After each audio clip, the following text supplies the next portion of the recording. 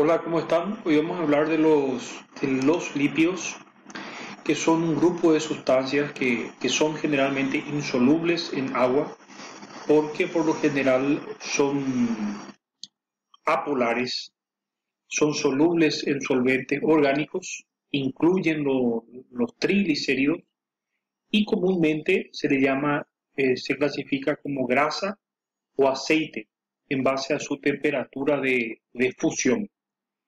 Los fosfolípidos también se incluyen dentro de los lípidos y también los esteroles.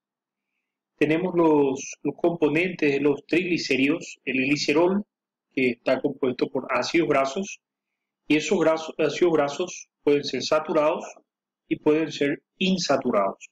Entonces, los ácidos grasos insaturados pueden ser monoinsaturados o pueden ser poliinsaturados.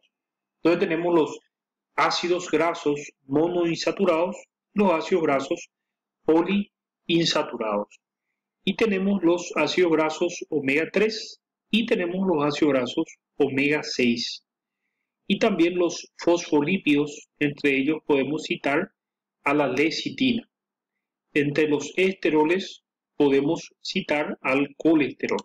Entonces, una sustancia de naturaleza lipídica son los triglicéridos, que están formados por una molécula de glicerina y tres moléculas de ácido graso, que están unidos entre sí por medio de un enlace que se llama enlace de tipo éster. Entonces este enlace éster mantiene unido a la glicerina con el ácido graso dentro de lo que es la molécula del triglicérido. Entonces triglicérido porque tiene tres ácidos grasos. Si es que tiene solamente dos ácidos grasos, la glicerina se llamaría diglicérido, y si tiene solamente un ácido graso se llamaría monoglicérido.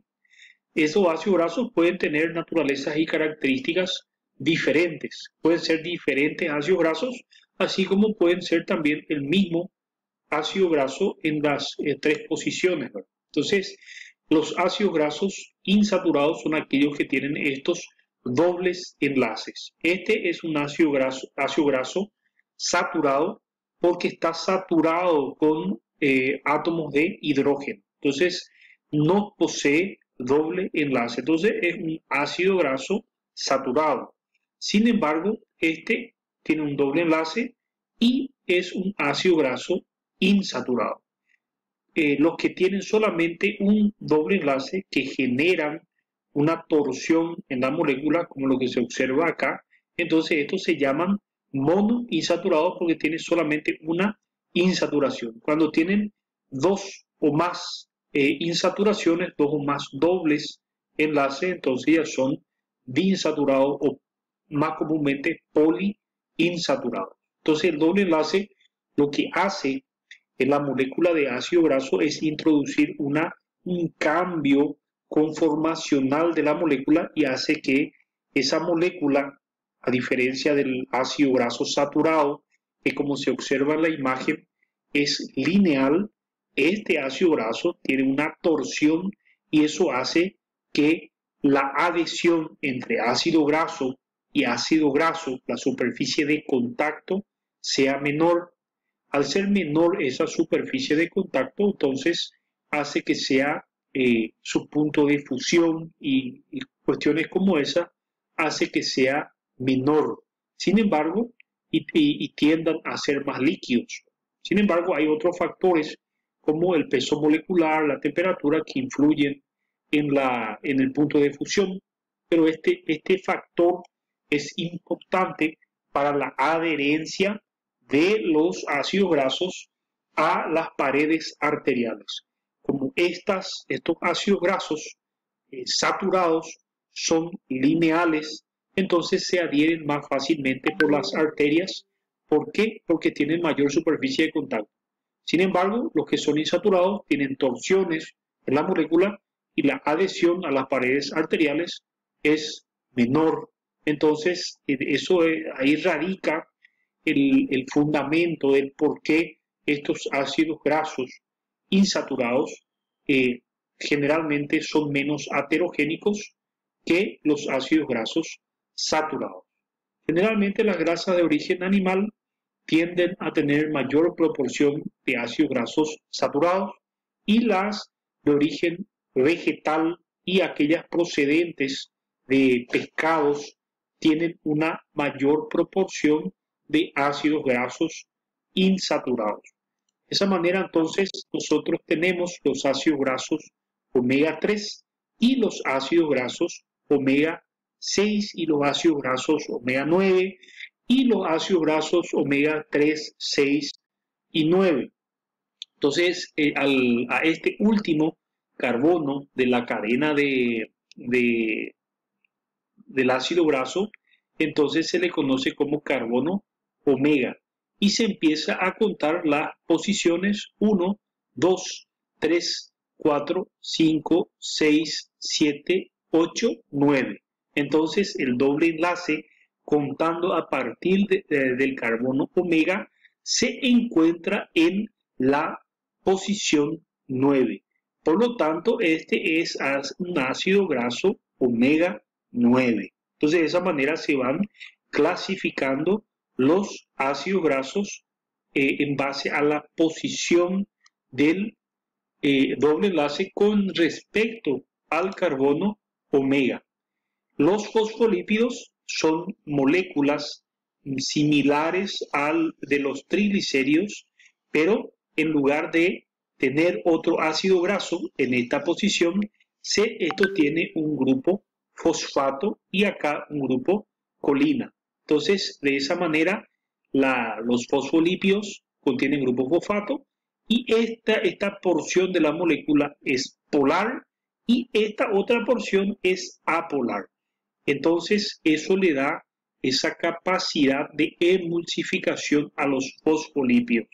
Y es muy importante la emulsificación porque esa es la capacidad de mezclar generalmente dos líquidos que son inmiscibles, como por ejemplo los aceites y el agua.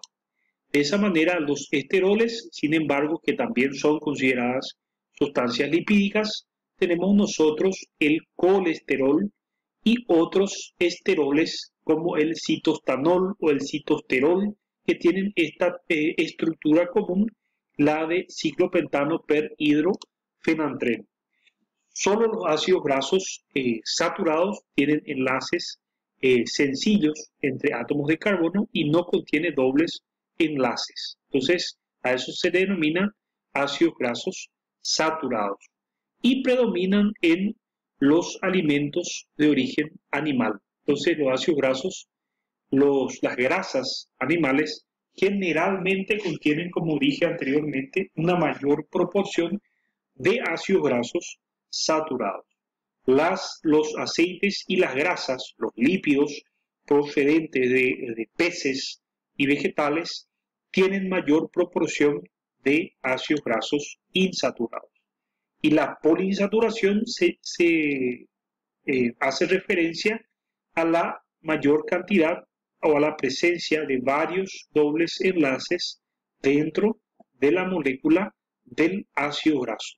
Eso hace que los ácidos grasos poliinsaturados se puedan oxidar fácilmente por el oxígeno. Ese doble enlace, vamos a decirlo hablando mal y pronto, que debilita esa parte de la molécula y lo vuelve más susceptible a la oxidación por parte del oxígeno, a la acción por parte de la radiación ultravioleta. Entonces hace que los ácidos grasos procedentes de vegetales y procedentes de pescados generalmente se deterioren con mayor facilidad por la acción oxidante del oxígeno o la radiación solar.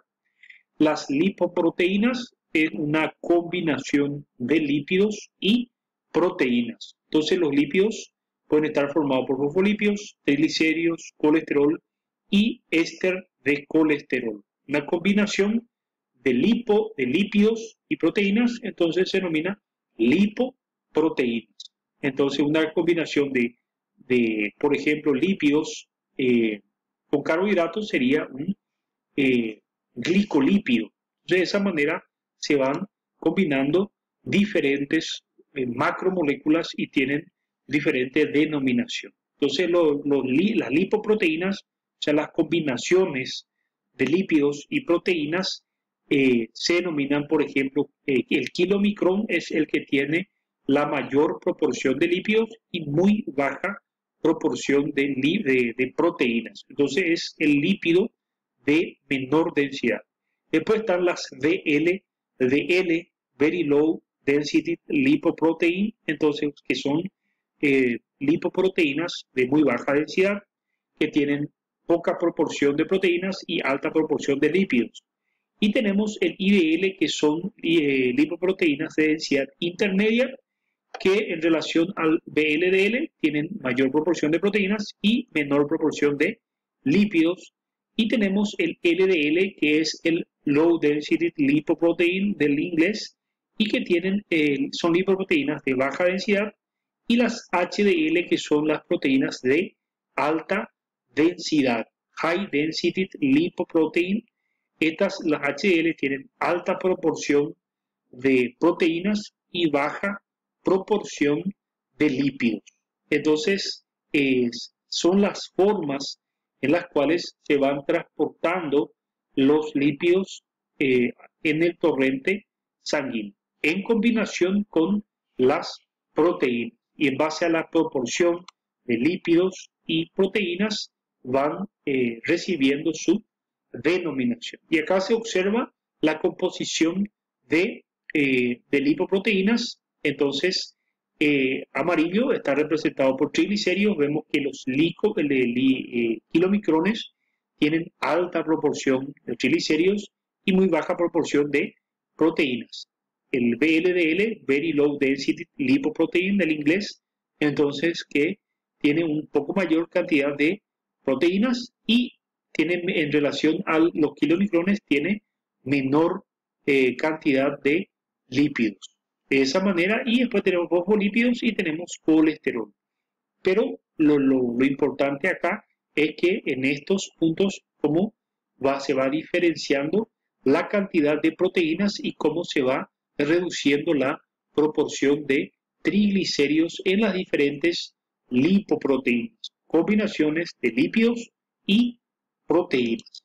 El tamaño de las lipoproteínas, entonces los kilomicrones, los VLDL y los HDL. Entonces, los más grandes son los kilomicrones y los más pequeños son los HDL, que también son los más densos porque tienen una mayor proporción de proteínas.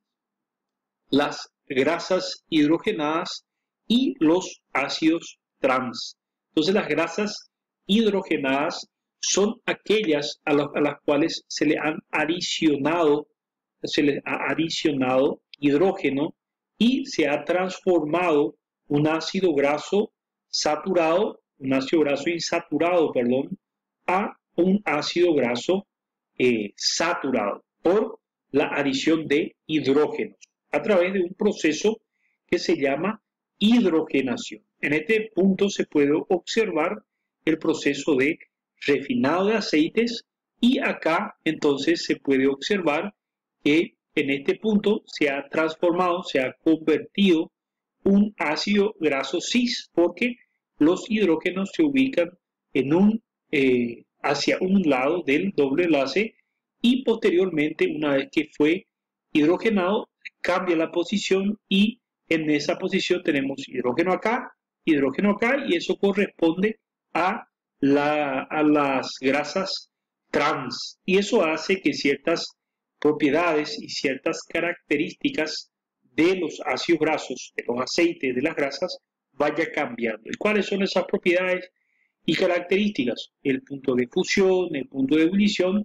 entonces se van adicionando los hidrógenos en base a la necesidad que se tiene o las características que se desea que tenga esa grasa o ese ácido graso.